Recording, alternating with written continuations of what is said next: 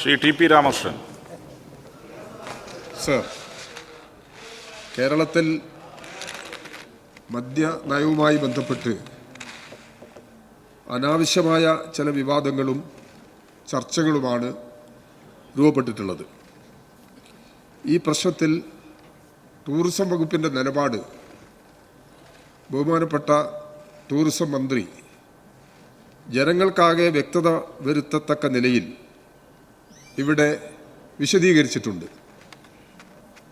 ജനങ്ങൾക്ക് ആകെ വ്യക്തത വന്നാലും ചിലർക്ക് വ്യക്തത വന്നുകൊള്ളണമെന്നില്ല.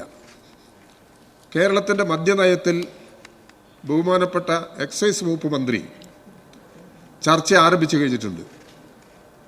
തൊഴിലാളി സംഘടനകളുടെ യോഗത്തിൽ പങ്കെടുക്കാൻ കേരളത്തിലെ ഒരു ട്രേഡ് യൂണിയൻ പ്രതിനിധി എന്നുള്ള നിലയിൽ എനിക്കും അവസരം കിട്ടിയിരുന്നു. ആ സന്ദർഭത്തിൽ ഇപ്പോഴും ഗവൺമെൻറ് ഇവിടെ നടപ്പിലാക്കാൻ ഉദ്ദേശിക്കുന്ന മദ്യനയം എന്താണെന്നുള്ളത് പറഞ്ഞിട്ടില്ല. തൊഴിലാളി സംഘടനകളുടെ അഭിപ്രായങ്ങൾ കേൾക്കാനാണ് അദ്ദേഹം വിളിച്ചത്. അങ്ങനെ എല്ലാ വിഭാഗങ്ങളുമായി ചർച്ച നടത്തിക്കൊണ്ടിരിക്കുകയാണ്, ചർച്ച കേട്ടുകൊണ്ടിരിക്കുകയാണ്. ഞാനിവിടെ ബഹുമാനപ്പെട്ട ടൂറിസം വകുപ്പ് മന്ത്രി ഈ കാര്യങ്ങളാകെ വിശദീകരിച്ചപ്പോൾ കേരളത്തിൽ ഇന്ന് നിലവിലുള്ള മദ്യനയത്തിന്റെ അടിസ്ഥാനത്തിൽ ടൂറിസ്റ്റ് മേഖലയിൽ കള്ളുഷാപ്പുകൾ തുറക്കുന്നതിന് വേണ്ടിയുള്ള അവസരമുണ്ട്.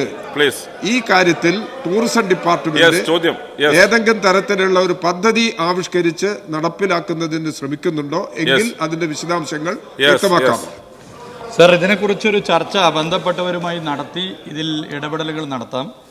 നമുക്ക് നമ്മുടെ സംസ്ഥാനത്ത് വരുന്ന സഞ്ചാരികൾ, ആ സഞ്ചാരികളുടെ എണ്ണം, അത് വിദേശ സഞ്ചാരികളായിക്കൊള്ളട്ടെ ആഭ്യന്തര സഞ്ചാരികളായിക്കൊള്ളട്ടെ, അതിൻ്റെ എണ്ണം ഇനിയും വർദ്ധിപ്പിക്കാനും ടൂറിസം രംഗത്തുള്ള മുന്നേറ്റം നമ്മുടെ നാടിൻ്റെ വരുമാനത്തിലും ഒക്കെ തന്നെ വലിയ നിലയിലുള്ള കുതിപ്പിന് കാരണമാകുമെന്നുള്ളത് കൊണ്ട് തന്നെ ഇതുമായി ബന്ധപ്പെട്ട എല്ലാ മേഖലകളിലെയും ചർച്ചകൾ നടത്താൻ ടൂറിസം വകുപ്പ് തയ്യാറാണ്.